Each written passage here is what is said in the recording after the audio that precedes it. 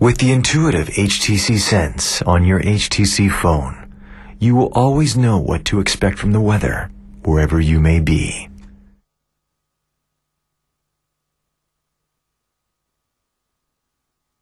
Time by HTC, 9:30 p.m.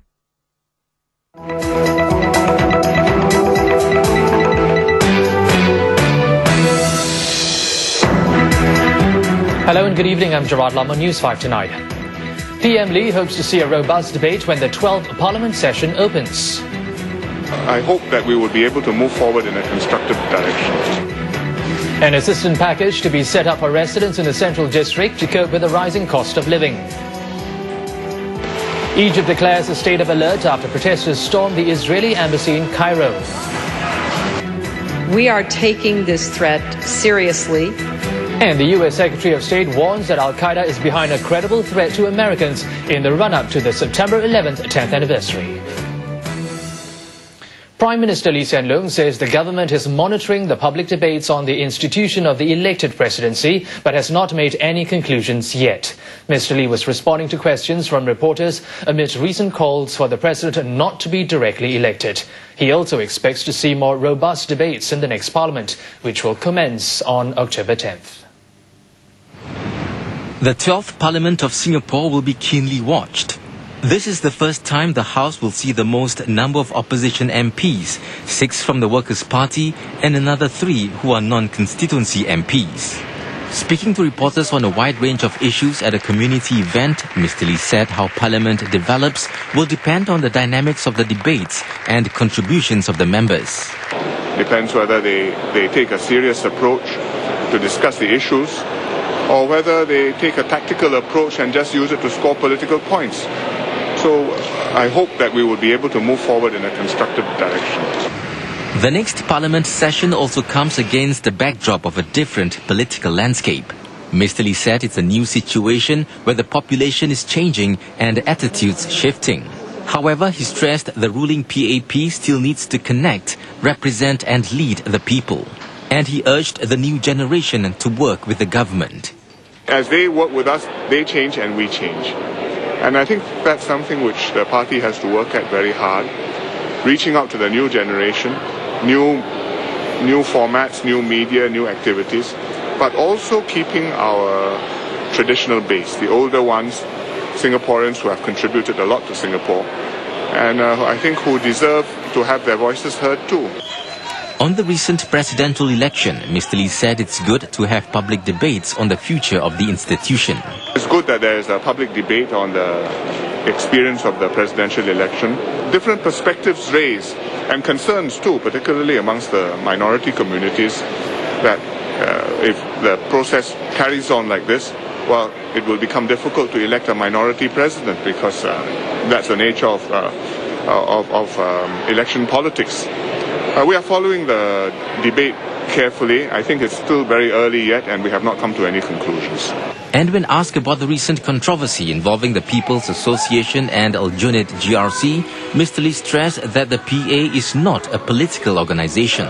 The PA serves all the residents in the constituency and is non-political. In fact, it doesn't allow political activities on its premises or when it runs its own activities. But the guidance must be from somebody who is working on behalf of the government. It's like having a Ministry of Education. The civil servants are impartial, are neutral, but the minister is a government minister. Mr. Lee was commenting on the issue of HDB community sites in opposition-held Aljunied GRC being transferred to the PA. Prime Minister Lee Hsien Loong has urged the Malay community to view the improved tertiary tuition fee subsidy scheme in the right spirit. Mr. Lee said this after Minister in charge of Muslim Affairs Yaakob Ibrahim announced yesterday that the criterion has been changed from monthly household income to per capita income. The new criterion will be a per capita household income of $1,500 and below based on a 3-tier system. Mr. Lee believes the revised scheme will be able to cover more Malay students who need help more accurately and generously.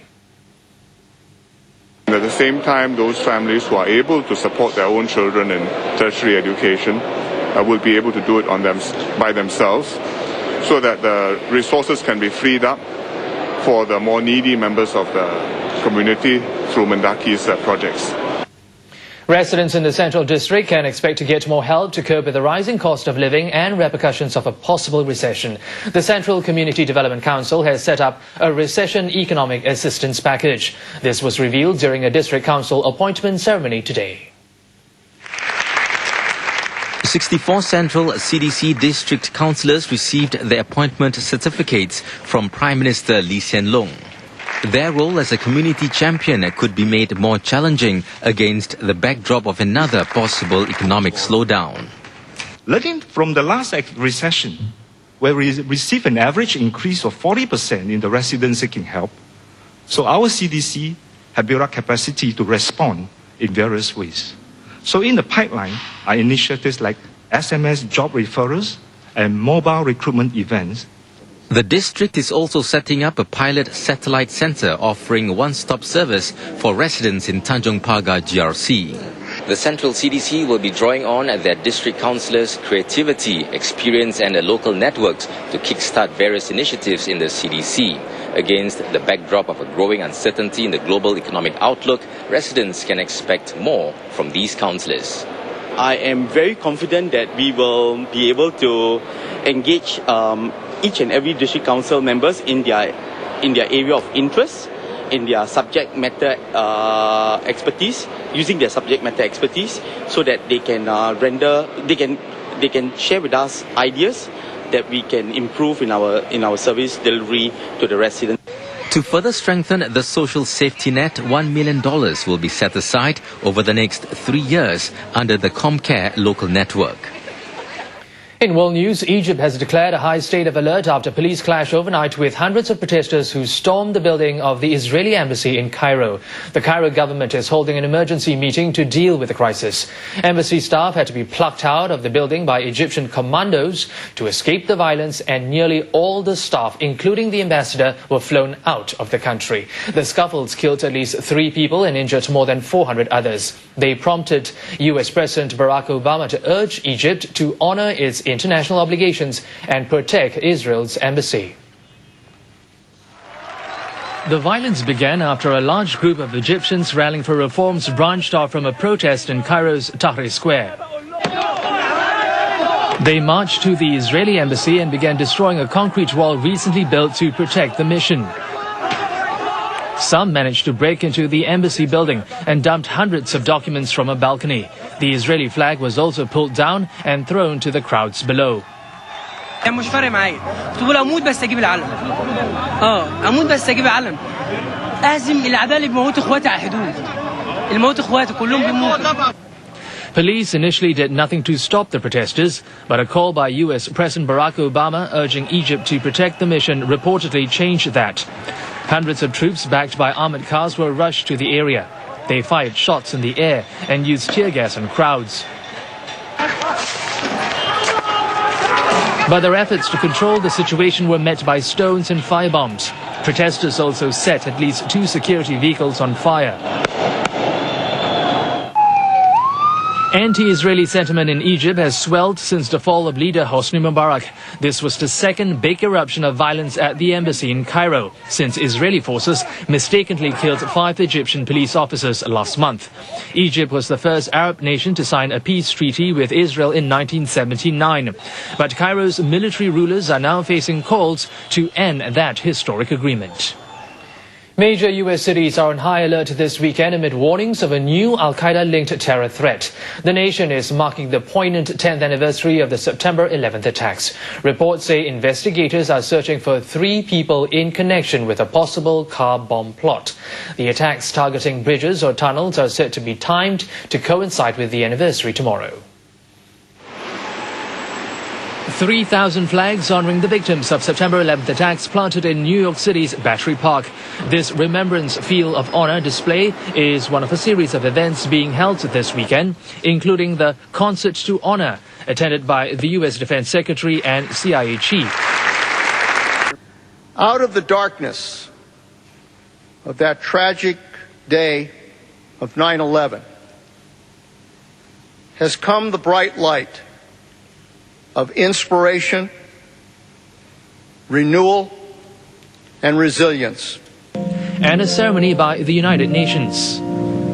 Today and on Sunday, above all, we remember the victims and their families.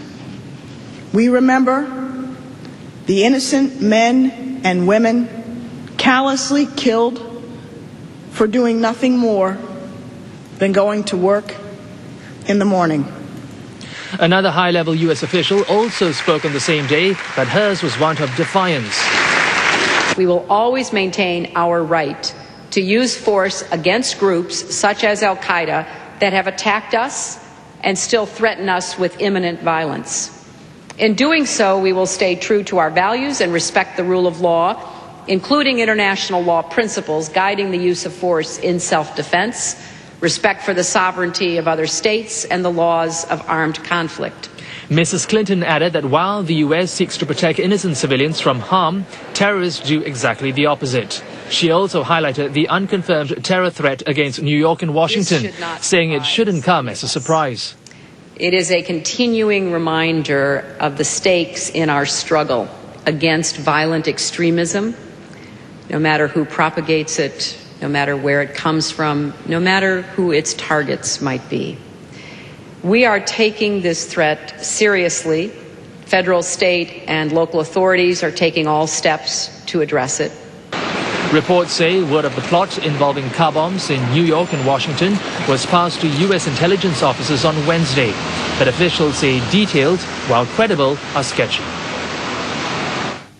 Coming up on News 5, starting them young to speak good English in Singapore. And find out how this ambulance literally went up in flames. Only Mitsubishi Electric StarMax Aircon gives you excellent energy savings, is easy to clean, and is the quietest.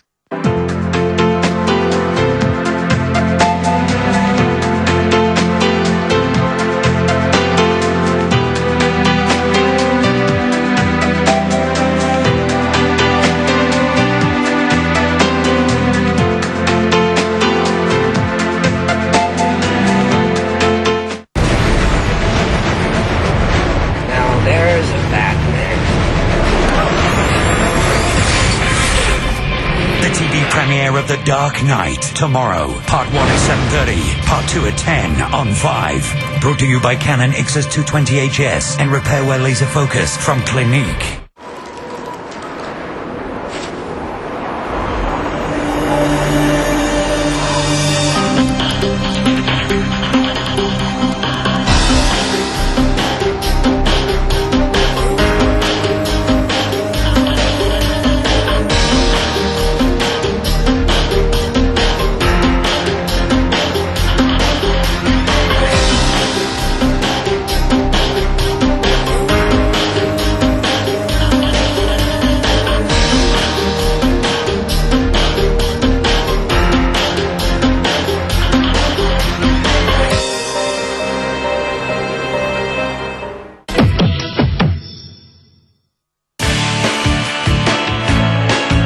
Philip just started his business in Vietnam. This is where he rents and works. Follow Philip as he takes us into Southeast Asia's emerging dragon. It's a lifestyle thing. I mean, even moving here was a lifestyle choice. Now he intends to hunt for his own piece of paradise. What are his options? Find out on The Property Hunter, Monday at 8:30 p.m. on Channel News Asia. At this level of competition, I've got to be focused. So the last thing I need in a big race is for my head to act up. A throbbing headache means slower laps. I need something strong. For me, that's Panadol Extra. With its extra strong formula, Panadol Extra relieves even my worst headaches. Panadol Extra. It's my choice.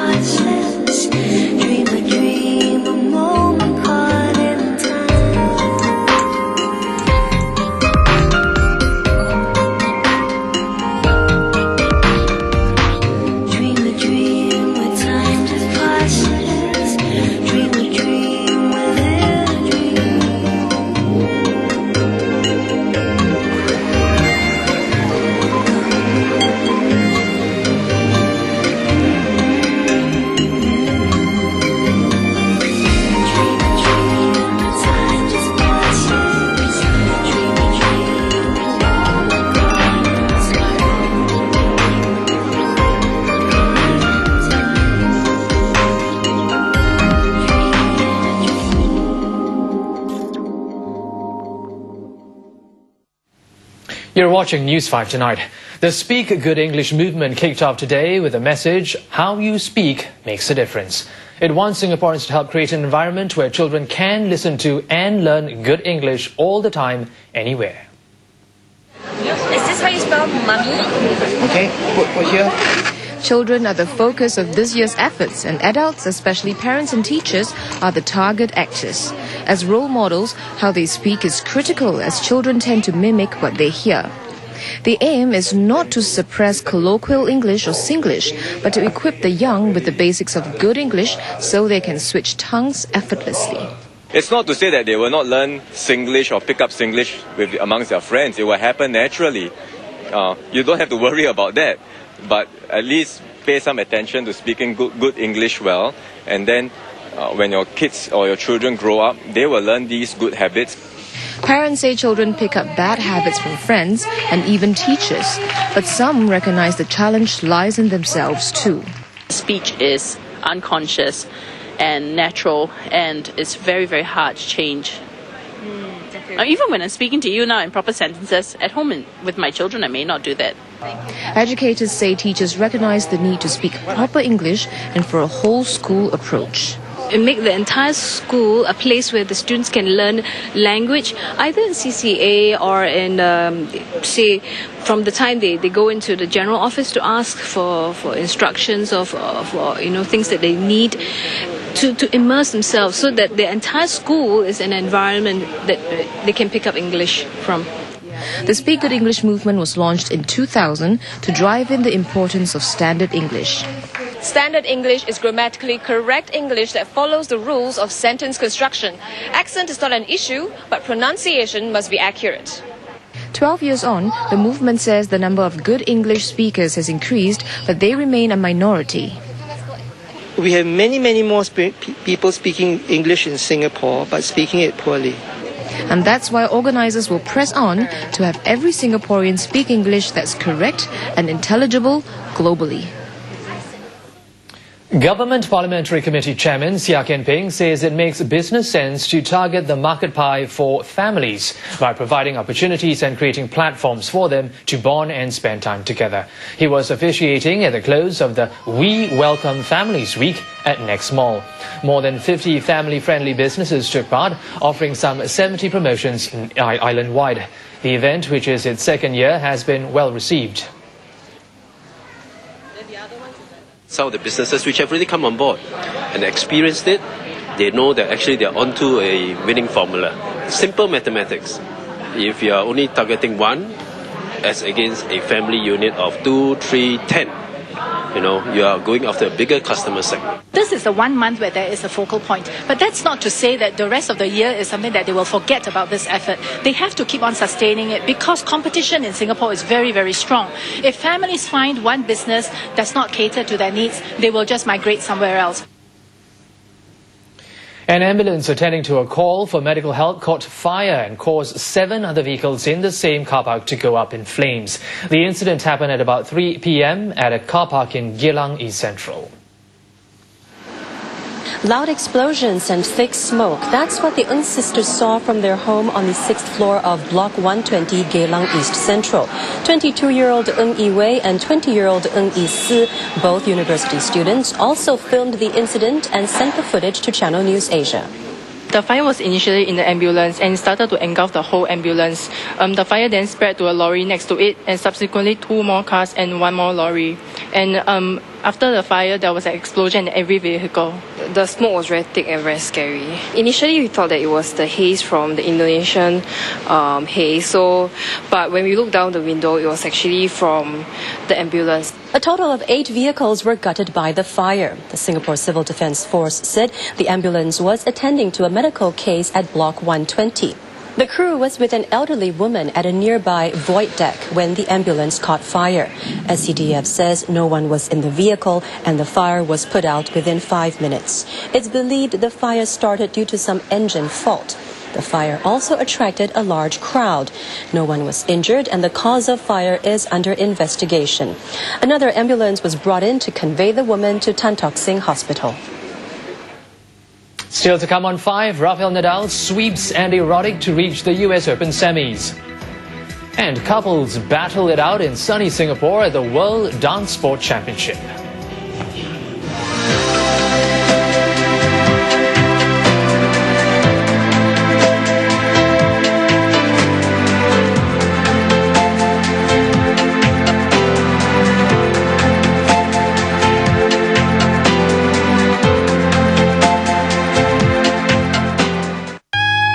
Weather report by Mitsubishi Electric. I'm all that's left. I'm sorry.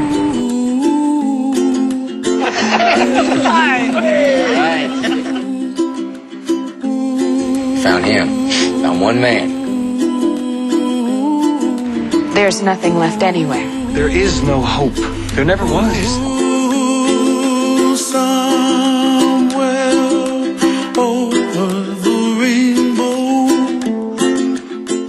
Take 1 step, 2 steps, 3 for a better me. 5 steps, 6 steps, it's easy if you join me.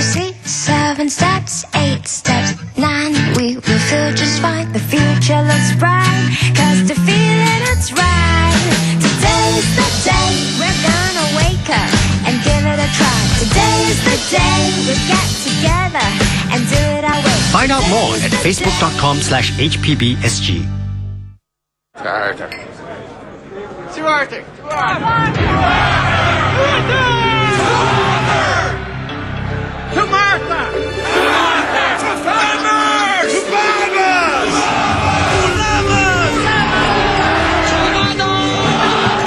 To Martians. Yeah. To Martians. Chihuahua. To bath time. Join the worldwide celebration of a man named Arthur and a beer named Guinness.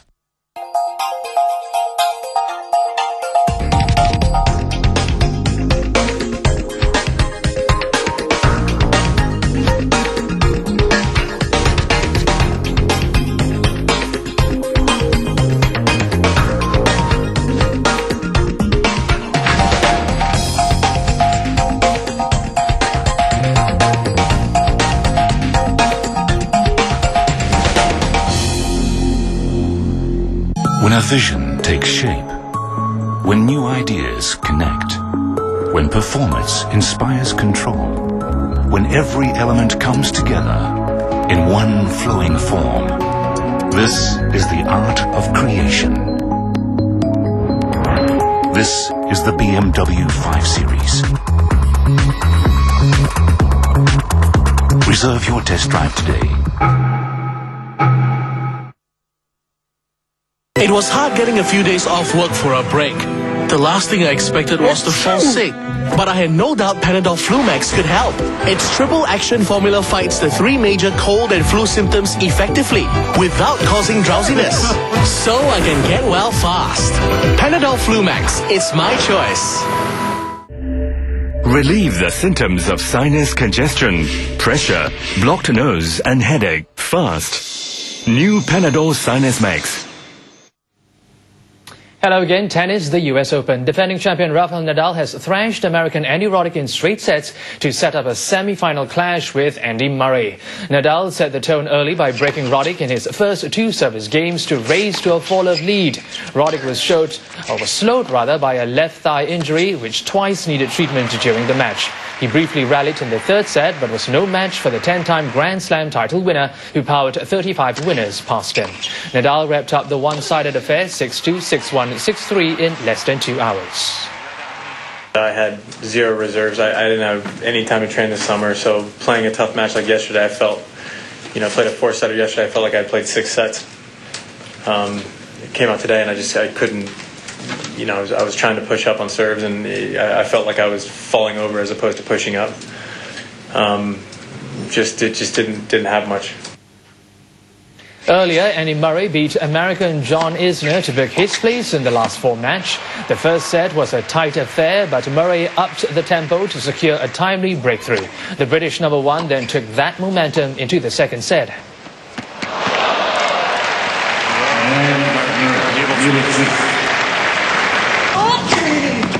But Isner rallied in the 3rd and pushed his opponent all the way in the 4th.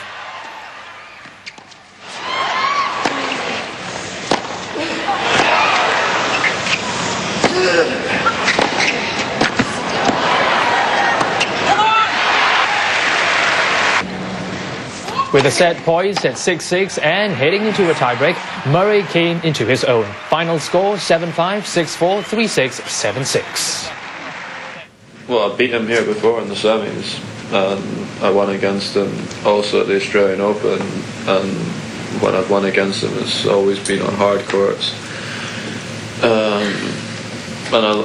It's a good surface for me to play him on, so obviously at the French I would go into that match not being favourite, and then Wimbledon I've got a chance, but his record's been great there, and I think on the American hard courts I think it's a close matchup. The who's who of the dancing world gathered in Singapore today for a prestigious international dance sport competition. Singapore won the bid to host the event for the first time in Asia. A record 92 couples from 51 nations have been going footloose since this morning, and it does not look like they will be stopping anytime soon. Competition is tough as only the top 2 couples of each country get to participate. And representing Singapore were these 2 young couples. Although both teams did not tango their way into the finals, they gained much from the experience. Many of them are people whom we really look up to. So seeing them live here, we don't only look at them on the floor, but we also look at them backstage, how they prepare themselves mentally and physically to go out there onto the dance floor and really perform. And from there we also get inspiration from them, and I think this will bring us a really long way in preparing for the next World Championship. Finally, more than 10,000 people celebrated the Mid-Autumn Festival with a mass lantern walk this evening. The walk started at Hong Lim Park and continued to go on to the heart of Chinatown. The people were out on the streets soaking in the lights and lively atmosphere. Joining them in the festivities was MP for Tanjong Pagar GRC, Dr. Lily Neo. The participants were also entertained by dragon dancers, fire eaters and fireworks. This has been News 5 Tonight. Good night.